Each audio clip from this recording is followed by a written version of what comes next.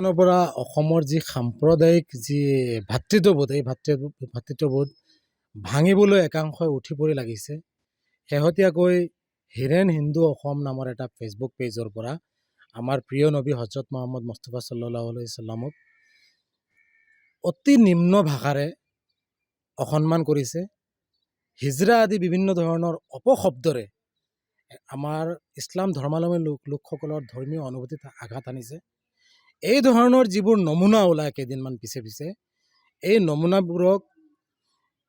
নমুনাবোৰক এই ধৰণৰ কাৰ্যকলাপ বন্ধ কৰিবলৈ আমি ইতিমধ্যে আমছু কেন্দ্ৰীয় সমিতিৰ নিৰ্দেশমৰ্মে অসমৰ প্ৰতিখন জিলা কমিটিত আমি এজাহাৰ দাখিল কৰিছোঁ।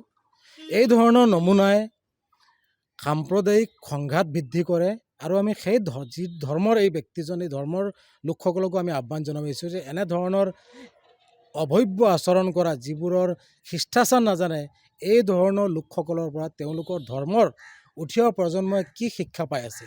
গতিকে এই ধৰণৰ সাম্প্ৰদায়িক সন্ত্ৰাস সৃষ্টি কৰা যিবোৰ সাম্প্ৰদায়িক সন্ত্ৰাসবাদী আছে এইবোৰক নাকি লগাব লাগে আৰু এনেধৰণে হিন্দু মুছলমানৰ মাজৰ যি ভাতৃত্ববোধৰ এনাজৰী আছে এনাজৰী ভাঙিবলৈ চেষ্টা কৰা এই অপৰাধীবোৰৰ বিৰুদ্ধে কঠোৰ পদক্ষেপ লৈ এটা নিৰ্দিষ্ট জাতিৰ ওপৰত টাৰ্গেট কৰি পেলাই ধৰ্মীয় অনুভূতিত চূড়ান্তভাৱে আঘাত আনা কাৰ্য কোনো এজনে আগন্তুক দিনত যাতে কৰিব নোৱাৰে তাৰ প্ৰতি লক্ষ্য ৰাখি আৰক্ষী প্ৰশাসন আৰু বিশেষকৈ মুখ্যমন্ত্ৰী হিমন্ত বিশ্ব শৰ্মাক আমি আমছুৰ ফালৰ পৰা স্পষ্টভাৱে দাবী জনাইছোঁ। যিকোনো খবৰৰ বাবে যোগাযোগ কৰক আমাৰ এই নম্বৰত 9181 307 221।